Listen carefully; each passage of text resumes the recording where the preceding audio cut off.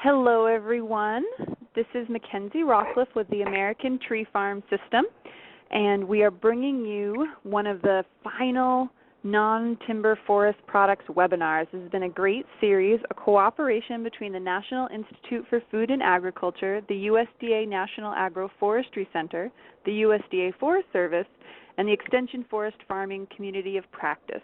And specifically, that community of practice is where we've gotten great speakers on all sorts of topics, and including we can take you to the next slide here. This is kind of an overview. And if you want to watch any of these webinars, they are available on the Tree Farm System website. We have an archive of all webinars. And a couple other bits of information. This webinar is available for continuing forestry education credits. Those credits the names will be collected in a month, because if you watch the webinar, if you have to leave in the middle of the webinar or you're going to watch it at another time, you can do that.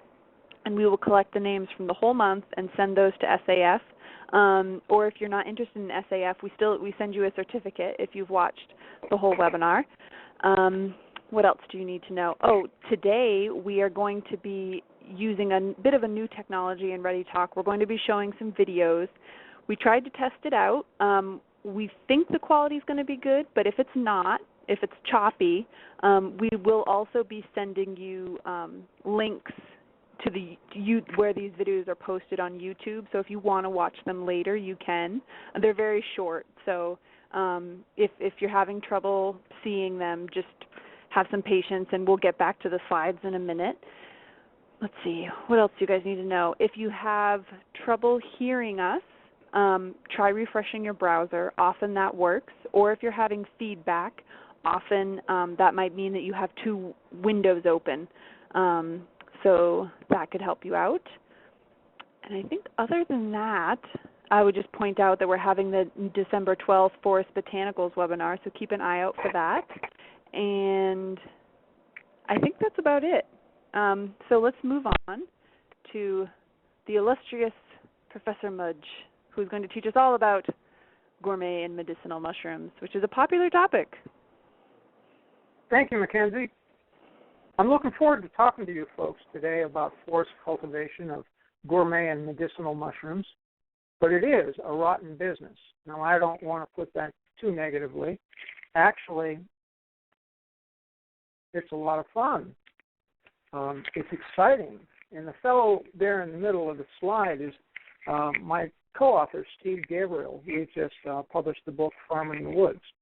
And then to move right on, not only is it fun and exciting, but you can also use forest cultivation of mushrooms to develop some income.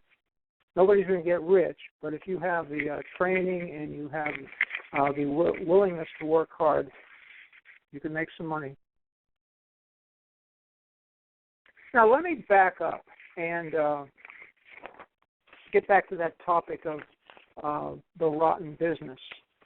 In fact, I just want to give you some background here, actually some rather deep background. Let's go way back 300 million years ago, during the Carboniferous period when coal was being formed.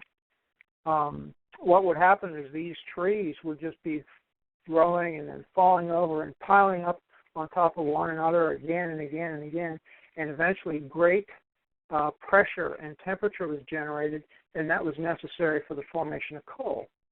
But then along came the white rot fungi, and these were the first organisms and almost the only organism even today capable of breaking down that large molecule lignin, which is the hard part of wood.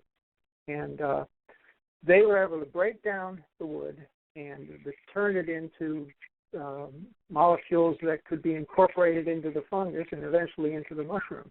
So they used up all the lignin, and lignin was no longer available for coal formation. So luckily, we have access to similar white rot fungi even today.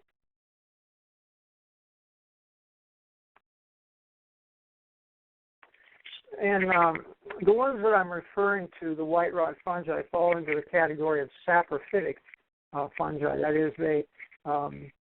their nourishment is derived from decaying dead organic matter. There's another category of fungi that produce mushrooms, and some of which are quite edible.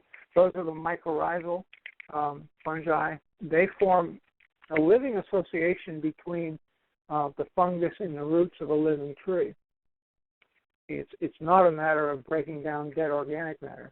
And the thing is, these are very, very difficult to cultivate. They're sort of out of the picture almost, because it's really difficult to manage those two organisms at the same time, the tree and the fungus. So what we're focusing on today are the saprophytic mushrooms. Now, presumably you're here because you like to eat mushrooms, or perhaps you like to make money selling mushrooms. There are basically three ways you can get your mushrooms. One is the grocery store, where you can buy those button mushrooms for your pizzas.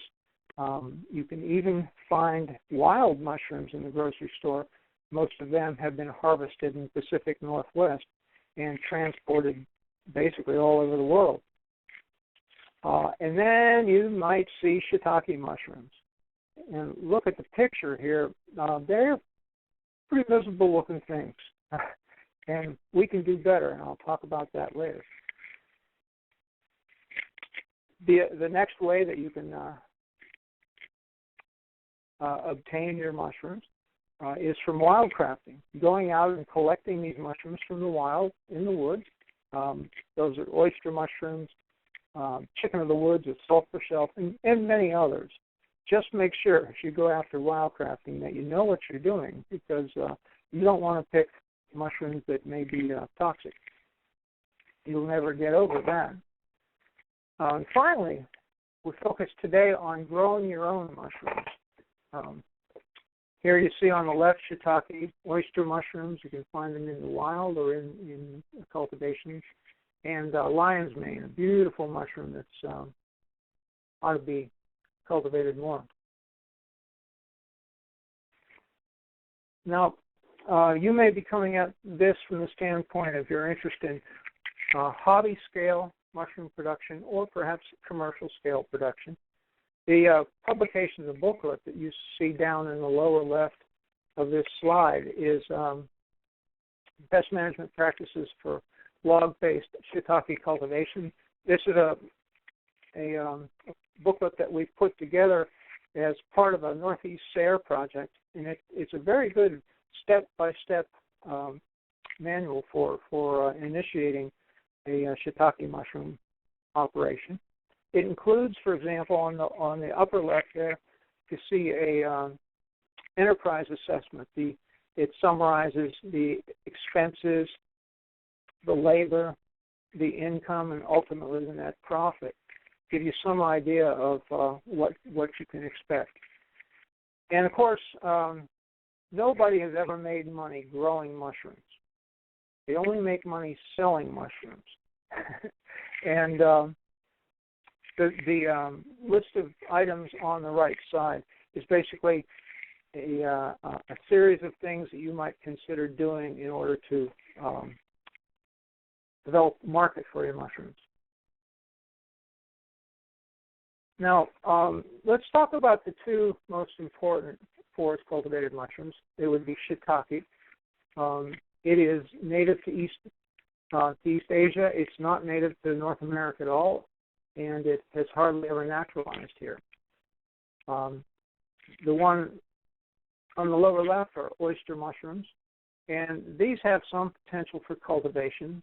Some people are cultivating them, but in fact, far, far fewer than those who are cultivating shiitake mushrooms.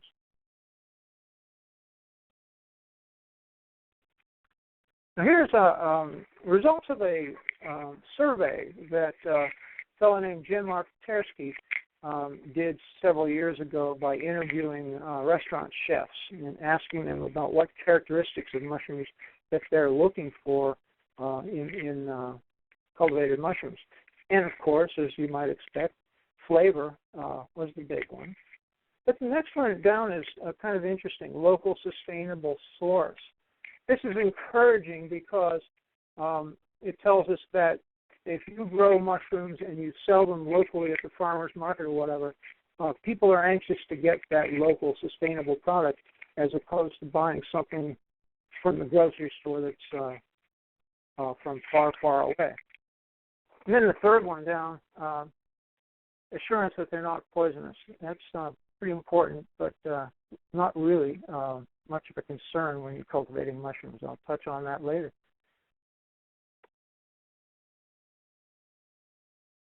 So, question is, why grow mushrooms in your forest farm? I mean, if you look at the price of mushrooms on the left, $12 to $16 a pound, and you compare that to American ginseng, which people are always asking me about, you see that that goes for anywhere from $200 to $600 a pound, and even more today. So it seems like a no-brainer. Why would you bother with the mushrooms if you could get $600 a pound for the ginseng? But the fact is, there are a lot of differences that would justify, that would encourage you to start out with mushrooms or start out with both. For example, shiitake mushrooms can start to produce about 1 year after you inoculate the logs. On the other hand, ginseng can take as much as 8 to 10 years. In the case of shiitake, you can get 1 to 2 pounds per year from each log, and then that log will continue to produce for 3 or 4 years without having to re-inoculate it. Whereas ginseng, you harvest it once, it's gone, and you have to start from seed again. So there are some definite advantages, and I would tell someone asking about starting a forest farm, in some respects, shiitake is the best bet for reliability and short-term profit. Now, once you've decided on shiitake, then there's another issue. In forest farming, we're talking about log-grown shiitake mushrooms. What you might find in your grocery store are shiitake mushrooms that have been grown on sawdust in large indoor facilities, and you decide whether you prefer the beauties on the left or the sort of shoe leather looking mushrooms on the right. That's a no-brainer.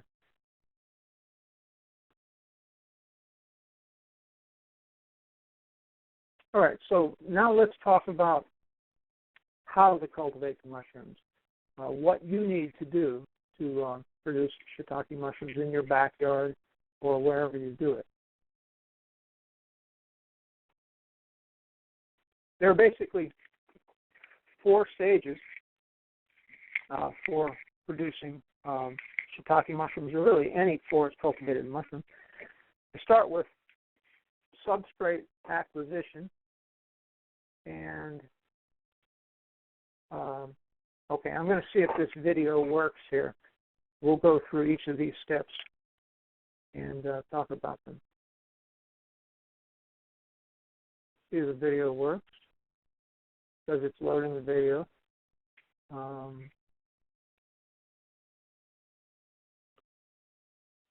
go. Nice little banjo music coming up here, but I don't think it did very good. This is the agroforestry practice of growing gourmet mushrooms like shiitake is a good way to produce valuable non-timber forest products.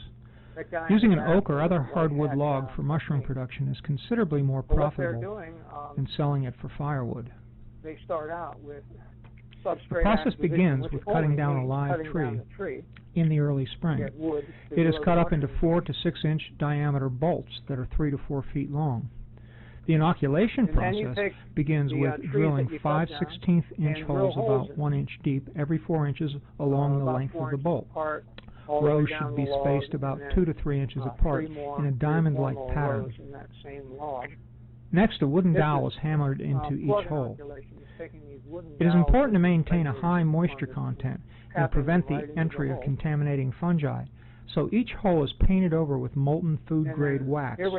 Some growers wax the ends of the bolts as well. After inoculation, bolts are transferred to the laying yard. This should be a cool, shady forest location. The log cabin or rick method of stacking shown here is a good way to stack lots of bolts in a little space. On the other hand, the lower lean-to method of stacking allows the bolts to be covered over by snow during the winter. Don't stack bolts tightly like firewood. Now all you have to do is wait. After about 1 year, you will be harvesting fresh, tasty forest mushrooms. That's called the lean-to method.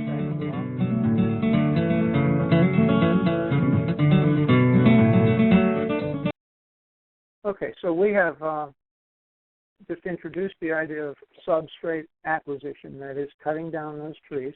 And it's important, you're not finding firewood or dead wood on the forest floor.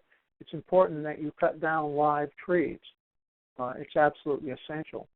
There are two issues that we should consider here. One is, when do you cut down those trees? And the other is, what kinds of trees do you cut down?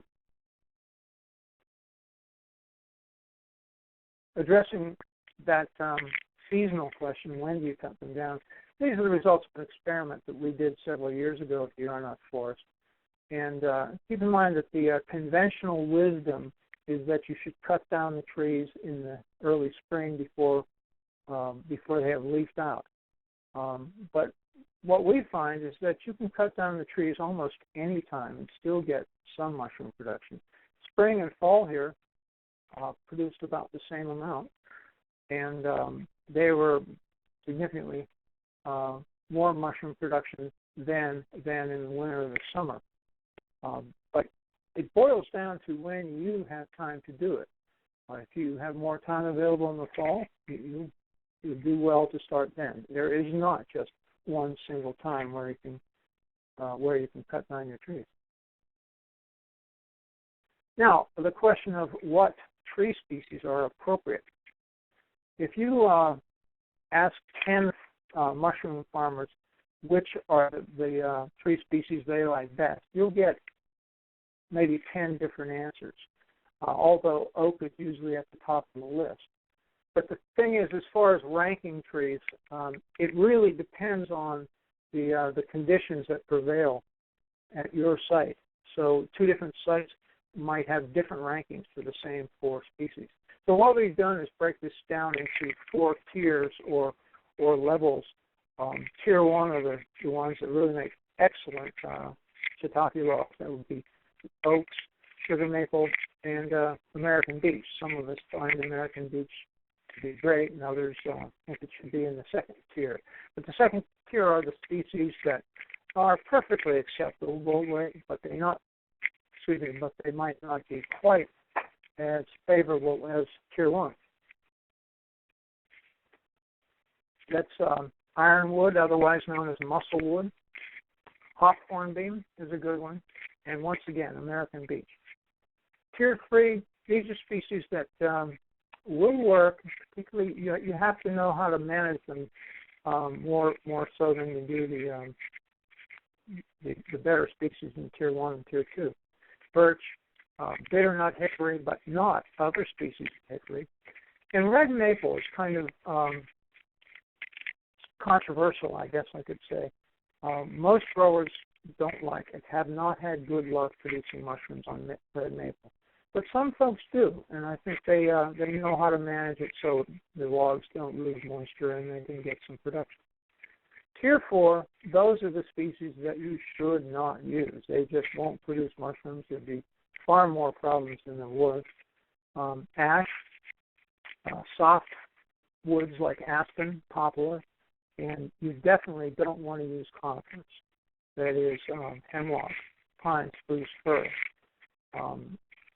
These don't produce mushrooms hardly at all.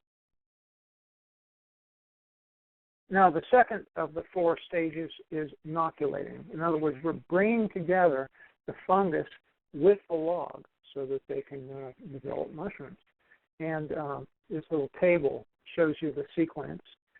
First of all, we drill those holes with either a shop drill or a high-speed angle grinder.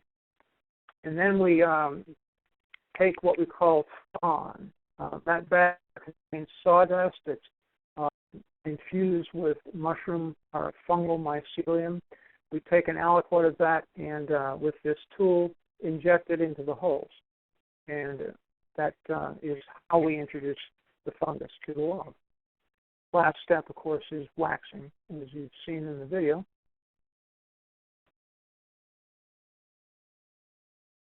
Now, inoculation consists of a couple of stages. First of all, you've already cut those logs. You've cut them into 3-foot sections. They should be 3 to 4 feet long and anywhere from 4 to 6, maybe 8 inches in diameter. That just depends on how strong you are in terms of carrying around these heavy logs. The holes are drilled for the sawdust method, 7/16 inch diameter and about 1 inch deep. That's a built-in stop for the drill bit you see in the upper right. Very convenient. Now, drilling. Let's see what we can do here with this video. Okay. Now, this is broadcaster. Look at how fast he is. He's really fast. And if he was using a shop drill, about 2,500 RPM, he would be doing about 1/3 the speed. Shop drill is 2,500 RPM, whereas this angle grinder is about 10,000. So if you're going to do 100 logs in a day, it's worth the price of the angle grinder.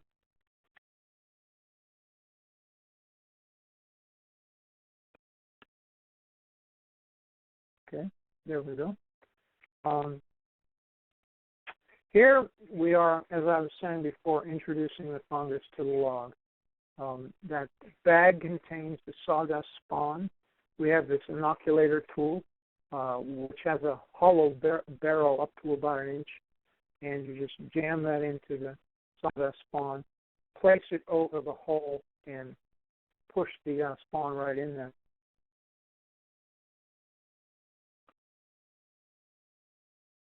Now, it's important that you understand what this spawn is all about. People often ask me or tell me that the inoculum that we use, what we put in those holes, are spores. I can understand why you might think that, but they're not spores. Instead, we are using the vegetative mycelium of the fungus. You can see the white strands in the lower left there. Looks like what you'd see if you were to kick off the bark of a dead log in the forest. That is basically an asexual method of propagation, and what you do is you introduce those mycelium to sawdust, in this sterile sawdust in the bag like that, and it will just grow all through the sawdust, and that then is the spawn that you're going to use to put in the holes.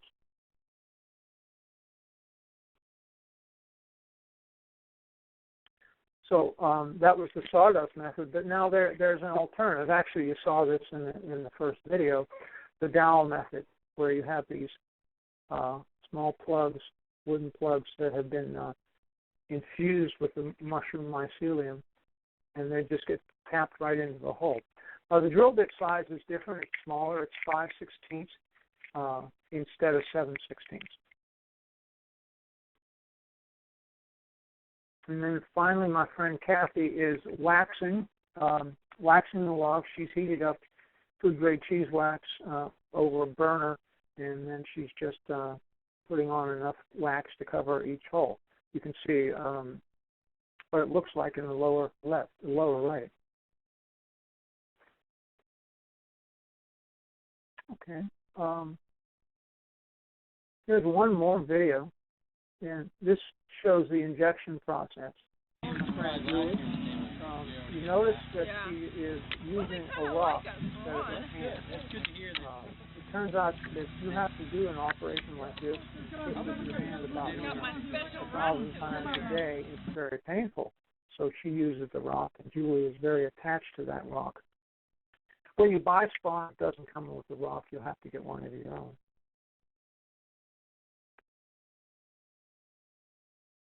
The next stage in the process is what we call spawn run.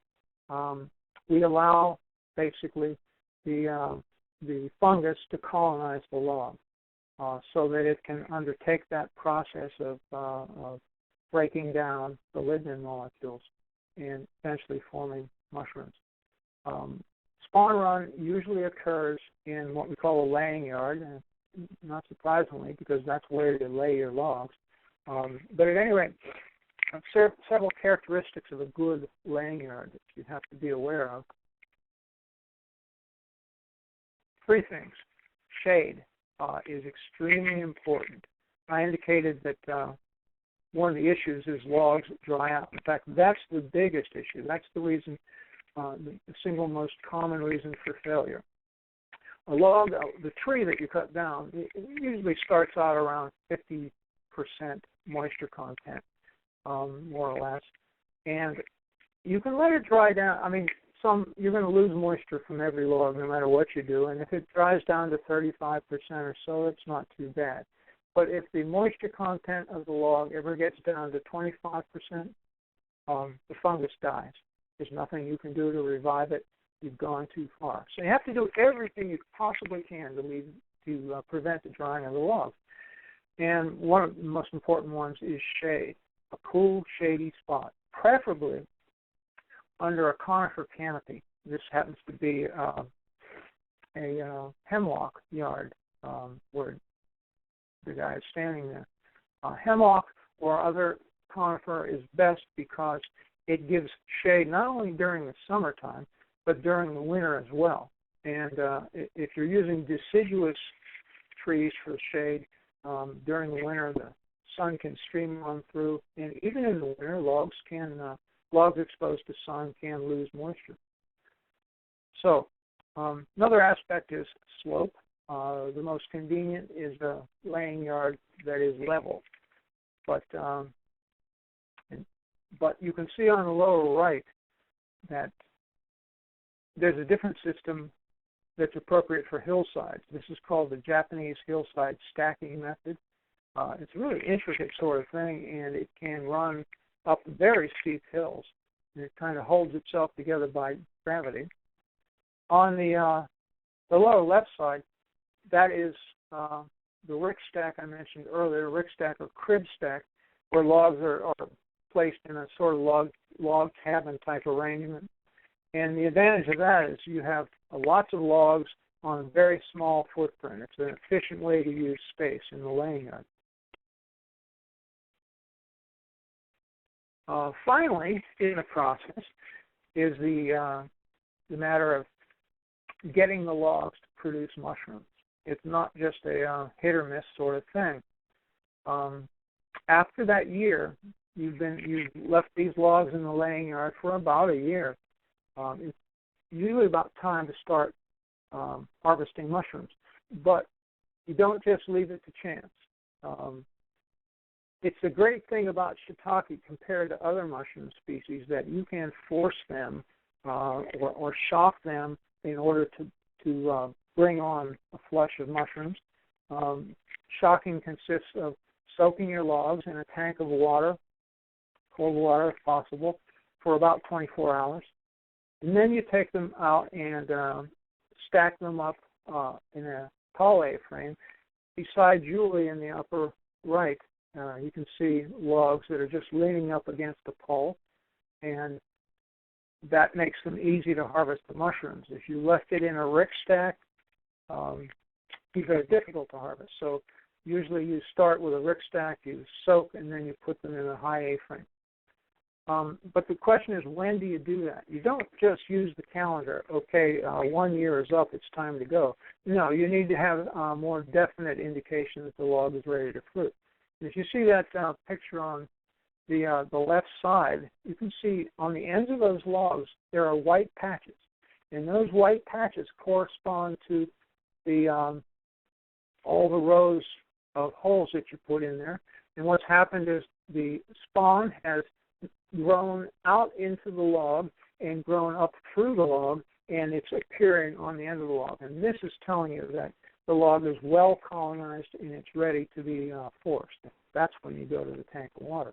Most people use the tank of water, as you see in the upper two photographs, but my friend Steve, he has a different system. He has a nice cool stream running through his property, and he builds these sort of huck fin-like rafts to soak the logs, and it works very well for him. On the lower right, that's what you want to get. After doing the forcing, within 7 to 10 days, you'll get heavy flush mushrooms on every single log.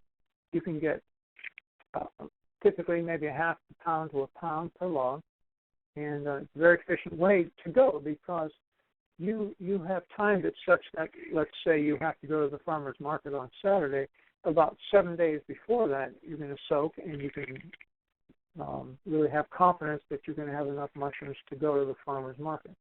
With other mushrooms, it's just kind of hit or miss whenever they feel like forcing.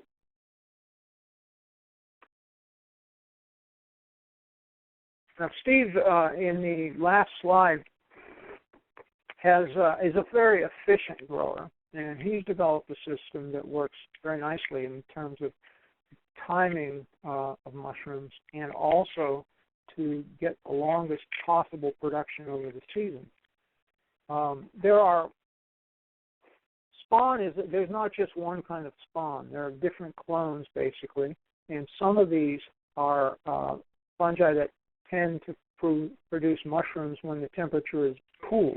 Cool weather strains flush at about 45 to 70 degrees Fahrenheit, whereas wide-range strains produce mushrooms at higher temperatures.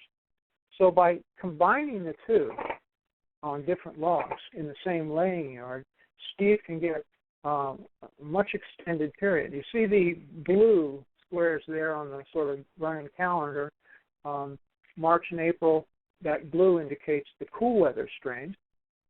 So you're getting mushrooms for 2 months before it starts to get the warm weather strains. And then you start in with the warm weather strains in the first week of May.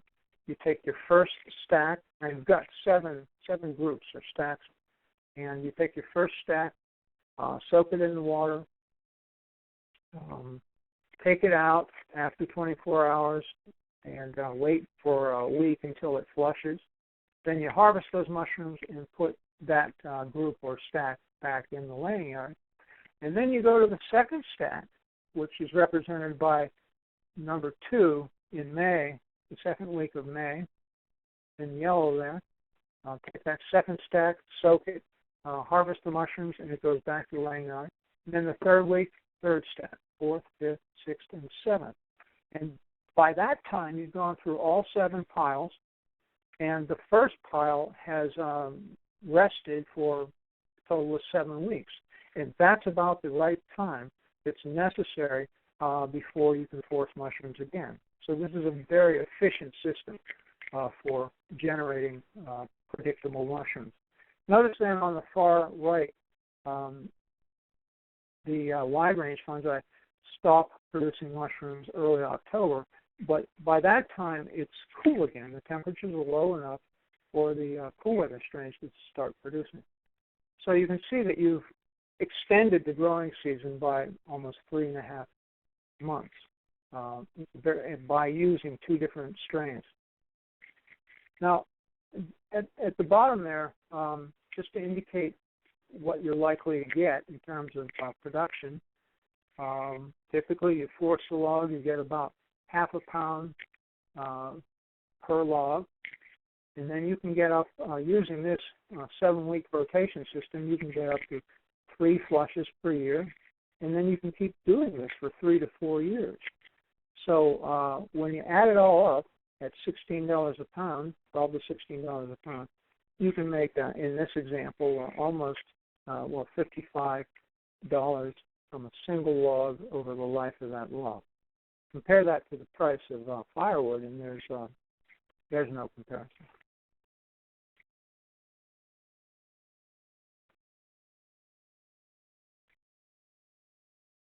Of course, the final stage is not just forcing the mushrooms to come out of the log, but you have to harvest them in order to sell them. And this is Julie's place, where they have about 1,000 logs, and they soak them as I just described, and there they are leaning up against the pole on the high A-frame. And she's out there with a sharp penknife cutting off the mushrooms, putting them in the basket back there. I was out there too, but I was mostly taking photographs rather than helping her. But there's something else that Julie's doing, really critical.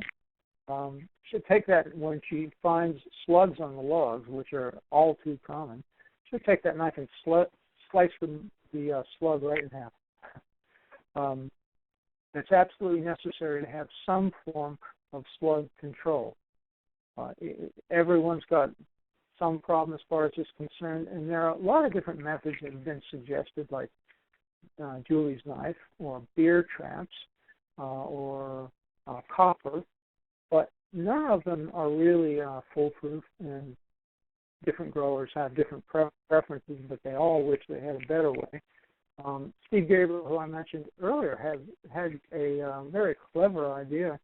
He keeps ducks in his forest farm, and those ducks like to eat slugs almost as much as slugs like to eat mushrooms. So those ducks have been used to really keep the slug populations down. Now, as far as marketing is concerned, I guess you could say that most shiitake mushrooms are marketed fresh. That's Steve and Julie there again at the farmer's market in Buffalo, and the picture right below it shows this very happy couple, and they keep their produce. They have basically a farm store where they keep produce for sale down in their garage. Now, they have sort of a wide range organic farm, and they raise chickens and grass-fed beef, so that, as well as the mushrooms, so that the refrigerator on the right is just for keeping the fresh mushrooms and eggs. The refrigerator on the left is actually really a freezer where they keep the grass-fed beef, and folks will come in even when they're not around and take out the amount of mushrooms they need, weigh it, and put the money in a jar. Same thing goes for the eggs. So fresh sales are a very important part of shiitake production, but not the only one. There are a number of different value-added products that you can sell for maybe even higher prices than you might get for fresh. Here on the top is dried mushrooms. Dried shiitake are really fine commodity. In Japan, they eat almost exclusively dried mushrooms. It brings out the flavor, and it's a very nice experience. And furthermore, they'll last for a long, long period of time, so that you can be selling mushrooms in the wintertime when you can't possibly be harvesting them. Then these folks have a number of food items that are value added. One of them is the pate. I can just barely read that label. The mushroom hazelnut pate is to die for. It's really good. You can find the recipe on the web, the internet, any number of places.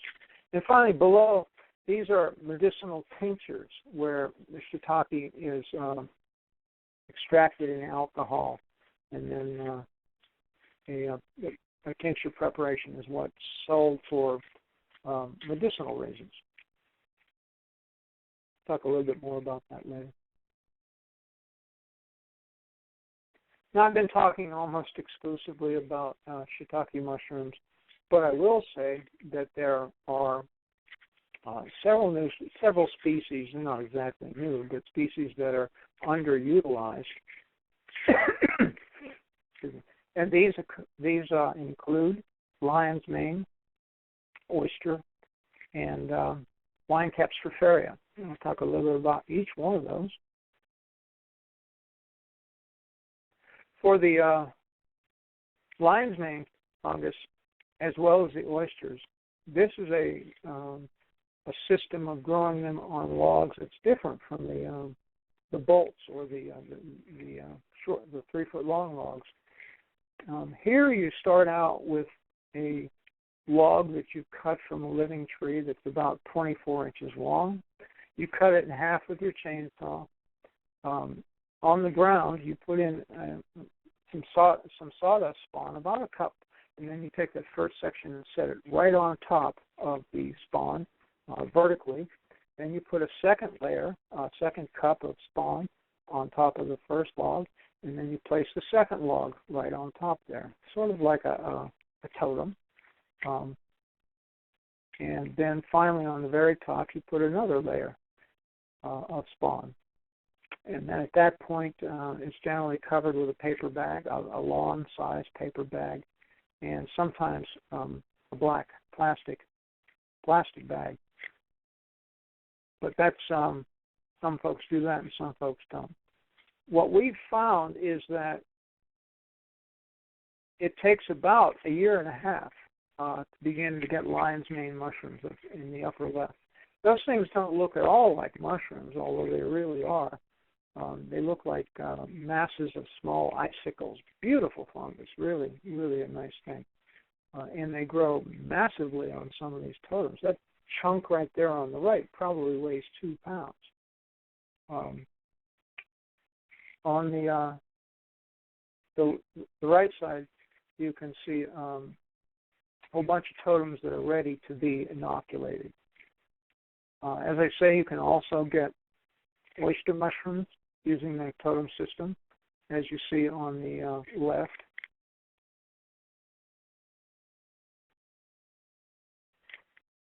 But there are other ways to grow oyster mushrooms. In fact, oyster mushrooms will grow on almost anything.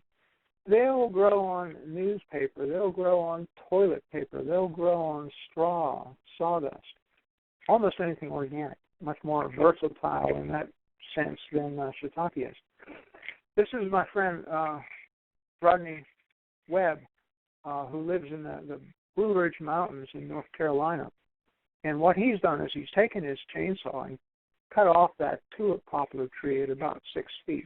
He's really tall, so that was pretty easy for him to do. And then he uses his chainsaw to cut out the wedges you can see there, remove the wedge, stuff it full of oyster spawn, sawdust spawn, and then place the wedges back in and secure them with a nail. Within less than a year, he was getting these beautiful flushes of golden oyster mushrooms. And this stump kept producing for about 3 years, and out of it, he made at least $300 from that single stump. Now, the stump differs from the totem because it is still attached to the root system, whereas the totem, you cut those logs entirely free. Rodney teaches workshops, teaches other folks how to grow mushrooms, and I guess he showed a couple of folks how to do it, and they really went for it.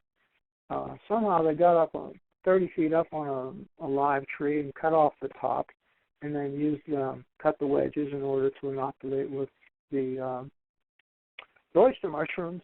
And they have a 30-foot stump that's just covered with fungi.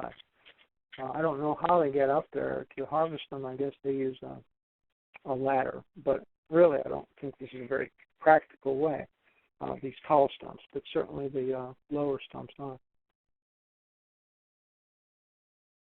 Here's another fungus that most people don't know, called wine cap Stropharia. And instead of growing it on logs, one sort or another, you grow it on wood chips on the ground. So you prepare a bed of wood chips about 3-4 inches deep, and then you take that sawdust spawn and mix it in with the wood chips.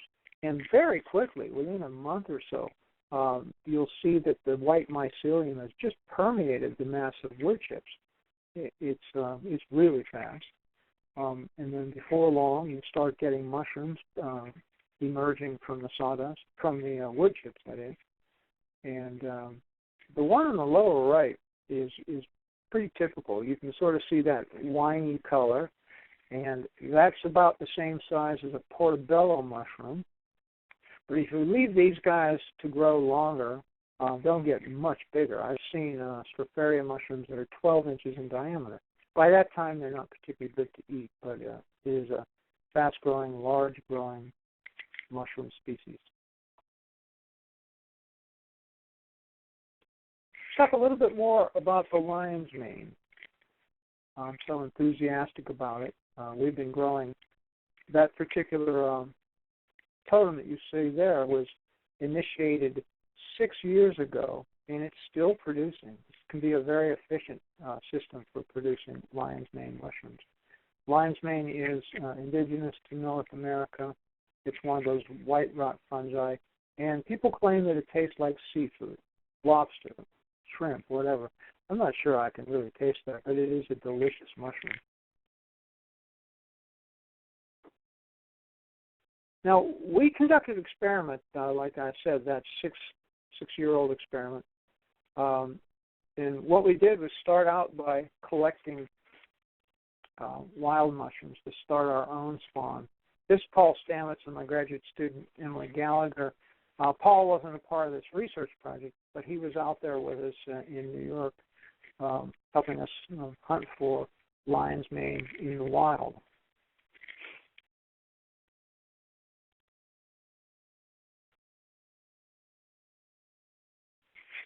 And then we took those wild strains of lion's mane. We actually collected lion's mane mushrooms for 6 different places in the wired around the Ithaca area, and each of those were brought into the laboratory and used to make sawdust spawn. So we have 6 different types of sawdust spawn from the wild, and then the graduate student was comparing their performance in the laying yard with that of commercial lion's mane spawn. There's only very few strains of commercial lion's mane spawn, and we wanted to basically test the hypothesis that local mushrooms will grow better under local conditions than exotic mushrooms brought in from the outside. And as it turned out, that's exactly the case. Some of the local strains did outperform the wild strains, the exotic strains. That's Steve that likes those huckleberry rafts on the left, and Joe Klazik from Field and Forest Mushrooms.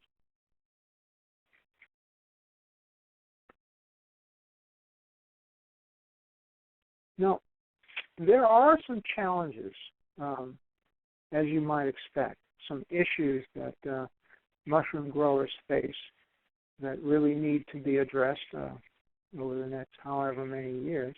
One is value-added products, and there I showed you 3 or 4 of them, but there are a lot more that could be developed to the advantages of the folks selling them. Public education.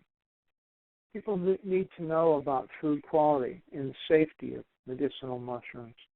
They need to be reassured that the mushrooms aren't poisonous, and there are all sorts of medicinal uses that the public deserves to know about, and all this should result in better sales overall for the growers. We just covered the marketability of novel species. I mentioned the lion's mane mushroom, and that also applies to the Stropharia and the oyster mushrooms. Slug control, I showed you how important, I talked about how important that is. And then there's the issue of market saturation. We have been training people to grow mushrooms for many years now. Lots and lots of people come to our workshops and workshops held by other people. And you'd think maybe we'd saturate the market. Not everyone who gets the training goes on to grow mushrooms commercially, but a number of them do. But what we found is there really is a large market that has not been fully accommodated, and sort of no matter how many new growers start out there, it doesn't seem to reduce reduce the price, as you might expect. The picture on the lower left, that relates to the safety issue.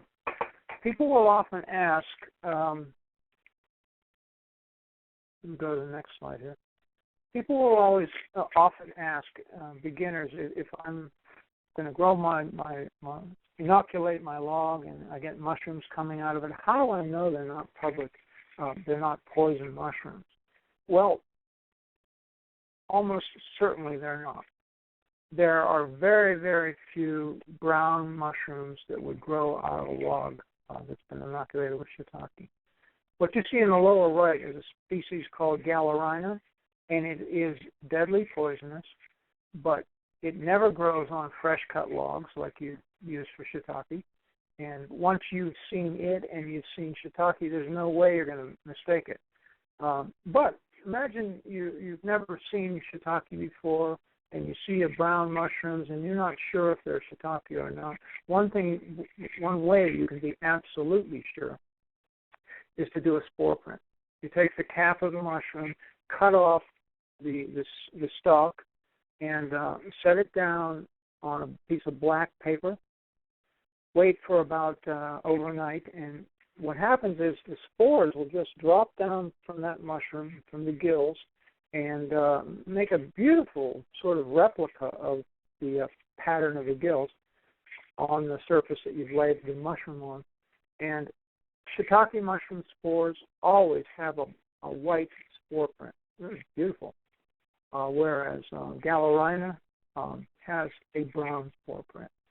So if you think you got shiitake and it turns out to have a brown spore print, you know not to touch it. But having said that, we know, and by we I mean not only us here at Cornell, but mycologists from any number of different places have said that they've never seen this happen. The chances are almost nothing. So it's just a matter of teaching or letting people know that the question of toxicity is not a serious one. Although some insurance agents would beg to differ. All right, so we've been talking about all this, technical stuff. Now I think it's time for a joke. I only know of one mushroom joke, and you may have heard it already, but basically it goes like this. So a mushroom walks into a bar, and the bartender says, "Hey, get out of here. We don't like your kind." And the mushroom says, "What's the matter? I'm just a fun guy." Get it? Fun guy, fungi. If you have a better joke, please let me know. But let's look at a few more things. I put this array of non-timber forest products up here. I mean, quite a few things that can be cultivated in a forest farming situation. And I don't mean to leave you with the impression that shiitake is the only thing you should grow. There are many, many different commodities. None are quite as straightforward and fast-yielding as shiitake, but I think a diversified forest farm is better in the long run than one that just grows a single commodity. Of course, mushrooms are not just for fun. There can be used for food. There are medicinal mushrooms, and then there is microremediation. I'm going to stop right here, but I just want to say about the photograph on the far right. This is from Paul Stamets' book, and what you see there is a mass of, I guess it's wood chips that have been used to soak up oil, and then oyster mushroom spawn has been mixed in there, and the oyster mushrooms are capable of breaking down complex organic molecules that are toxic, like oil, PCBs, even TNT. So mushrooms can be a very effective way to clean up disturbed environments. So with that, I think I will stop for questions, and thanks for your time. And Ken, and I'll let everyone know, we have about 34 questions, and so some of you might have asked repeat questions because you can't see others' questions. So feel free, Ken, if you've already answered something, just go to the next one, and we'll try to get through them. Okay, so first question from Jennifer. The best practices document that I showed you says the document is for the northeastern United States. Well, there are not that many differences. You can go to different places and still use that manual to get yourself started. One of the differences would be the tree species that are available. But as far as the inoculation procedures and so forth, the spawn, that's all pretty much the same regardless of the area. Anthony says at the end, could you please address the nutrition differences between commercial grown and forest grown, and commercial grown, forest grown, and wild edible mushrooms? Log grown, forest grown shiitake mushrooms are tastier. They have better texture. And it has also been shown some evidence that they have higher content of a medicinal compound called lentinin. So, and they look a heck of a lot better. As far as wild mushrooms is concerned, we don't have shiitake in the wild. So, as far as that species is concerned, that's not an issue. The name of the special drill bit, I think it's called a drill bit. I don't mean to be glib there, but you can find this. For example, our supplier is Field and Forest mushrooms. Field and Forest products you can find on the internet, and they have a whole range of things like that drill bit.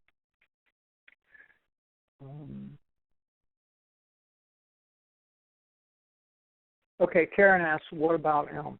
We have tried elm, not as extensively as some other species, but we tried it and it does not or did not produce as well as some of the others.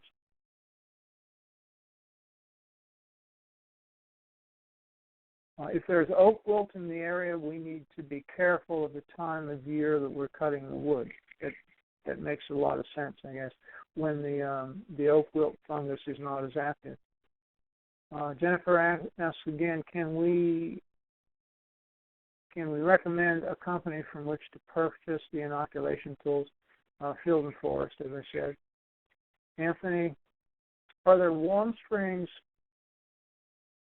shiitake that can be grown? Yes, actually 3 categories: cool weather strains, warm weather strains, and wide range strains. At a spawn supplier like Field and Forest, you'll find all 3, and it will indicate the temperature range it's best at. Okay, the warm weather strain is better suited for more southern locations like North Carolina, Kentucky, and so forth than are the cool weather strains. But the wide weather strains are the best all around. If you're starting out, you probably want to start with a wide range strain. Tank water, we change it about every third soaking. It just turns brown, kind of yucky. We just don't want to use it forever. We haven't done experiments to test the effect of really old water, but we do change it. Mix the strains together on the same log. No, that wasn't what I was getting at. I was indicating that you have one strain on this pile of logs, another strain of spawn on a different pile of logs. Various people have tried combining 2 strains in the same log, and I don't know of any clear-cut results, but it would be an interesting experiment to perform. Once the logs are stacked, how often do you have to check them? All right, that's a very good question. Once you put your logs in the laying yard, you don't have to spend a lot of time with them, but you have to make sure they don't dry out. You check them occasionally. If it's been especially hot and dry, you may irrigate them by either using a sprinkler for 12 hours or by soaking them in a tank of water for about 2 hours. You don't want to soak them overnight. You don't want to force them to flush. You just want to rehydrate them by soaking them for a shorter period of time.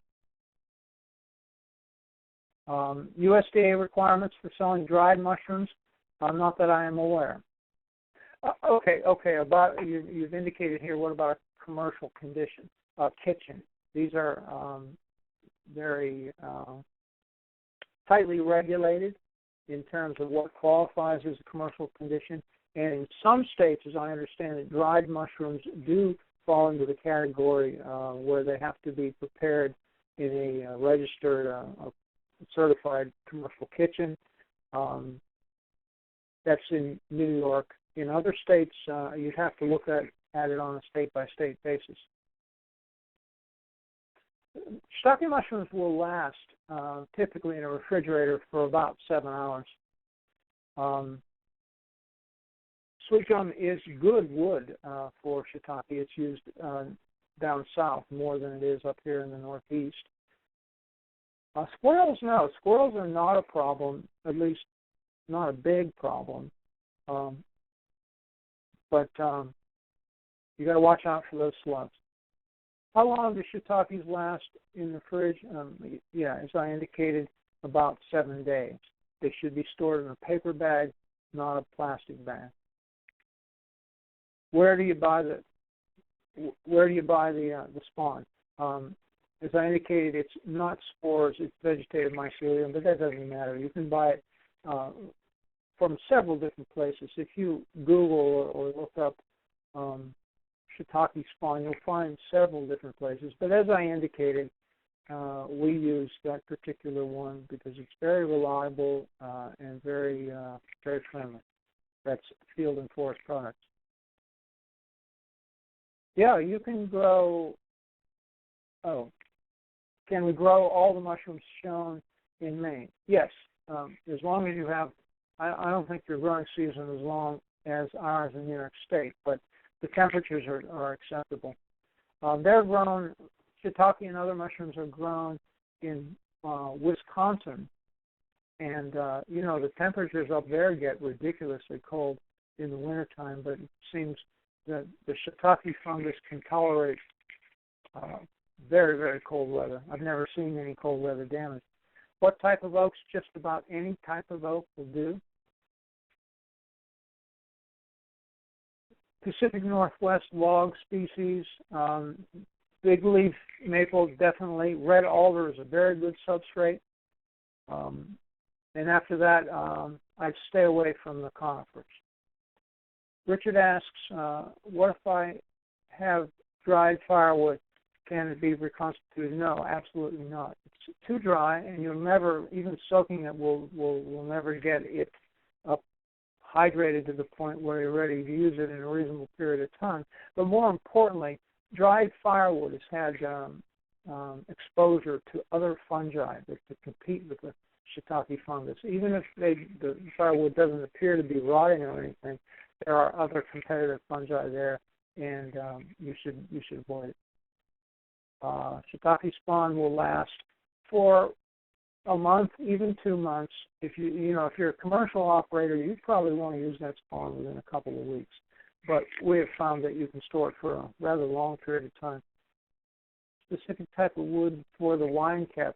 There hasn't been that much research done, but I would say at this point, hardwood chips would be the way you should go, not conifer chips.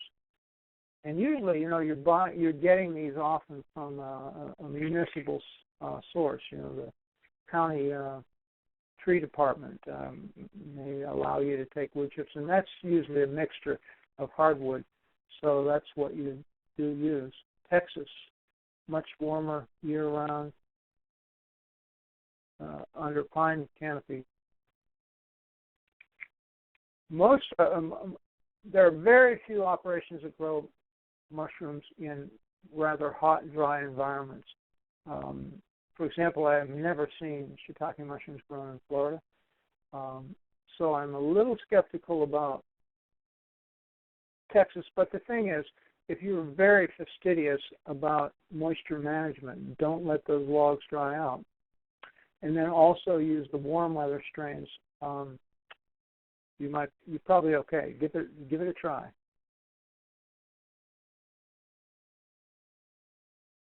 Grow the stump or anything to that.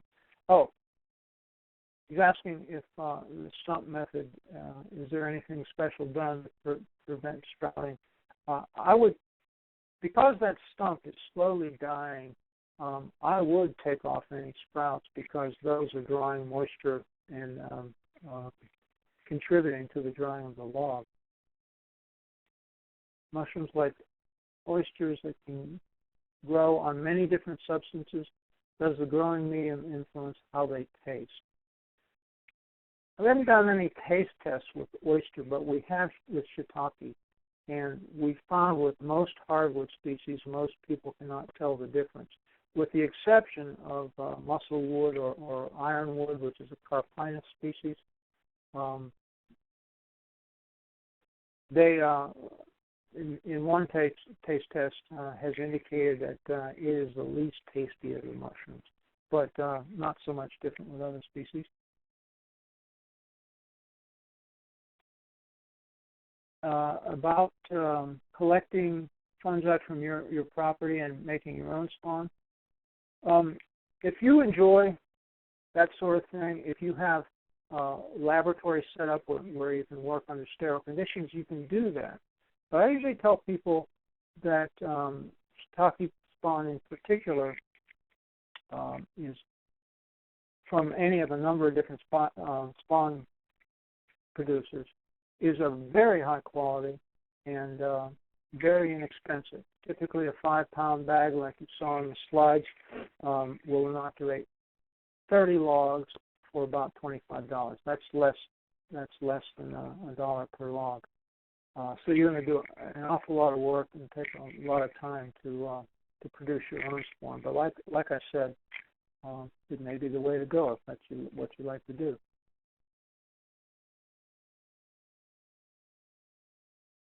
Renewing your spawn. I guess if you have one strain, can you just keep using it and using it and using it? And my indication is that yes, you can keep using it for a long period of time, because certain one of the wide range strains is WR46 has been used for tens of years without running down. Don't use pine logs. Meadow mushrooms, those are an agaricus species, and I don't know of anyone who has attempted to cultivate meadow mushrooms. Let's see.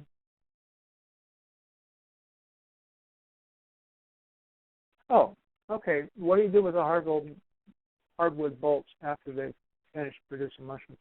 You'll find that they're a whole lot lighter because much or most of that lignin has been degraded and is gone. It's gone off with the mushrooms you harvested.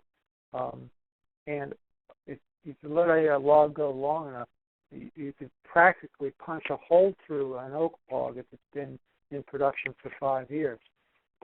So they're not of much use for firewood because they they're not dense enough basically to be good firewood. And we'll just use them to line the paths in our forest farm. They're sort of nice landscaping, and occasionally a mushroom will pop up. What kinds of trees are long? Okay. Lion's mane are typically found on birch trees. And I actually should have said that in the presentation, that we grow lion's mane on birch trees because that's where you find them in the wild. The oyster mushrooms you typically grow on poplar because they're more common in the wild that way. Humidity, the higher the humidity up to a point, the less water loss. But the typical humidity that occurs throughout the East Coast is adequate. Mushrooms are grown in the Midwest, in the North and in the South. So as long as you're watching moisture, humidity isn't too big of an issue. Diseases, on shiitake mushrooms? Very little. We never see fungal diseases on shiitake mushrooms, but we do see those slugs. Can logs be covered with a tarp? If it gets too hot, no. You might use a tarp when it's raining, because rain will degrade the quality of the mushroom. But putting it under a tarp, is not particularly desirable. They do need some light, and things could heat up under that tarp if it's a dark color. Better off to irrigate the log rather than cover it. Okay, if you want to regulate fruiting, how do you control voluntary fruiting? You can pretty much control spontaneous fruiting just by keeping the logs out of the rain. A good hard rainfall, like 4 inches of rain, will just cause the whole laying area to flush at the same time, and that's a disaster if you're trying to spread out your season. And that's why I said just a moment ago that a good idea to cover the logs with plastic sheeting or some sort of a tarp just before it starts to rain.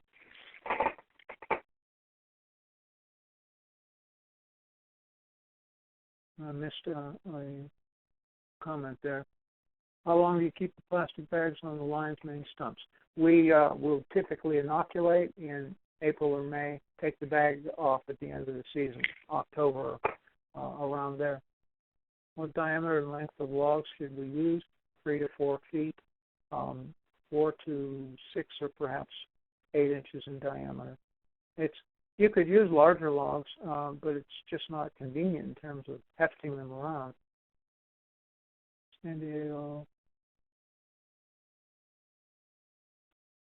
Well, okay, so you're in Southern California. It gets really hot there. I know because I've been there a few times. I worked with a lady to try to inoculate some eucalyptus logs, and as I heard later, she got like off of 4 logs, she got 1 mushroom. So I think more work needs to be done in dry climates.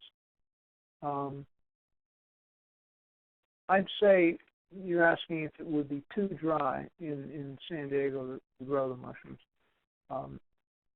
Yeah, I'm inclined to think that they would be.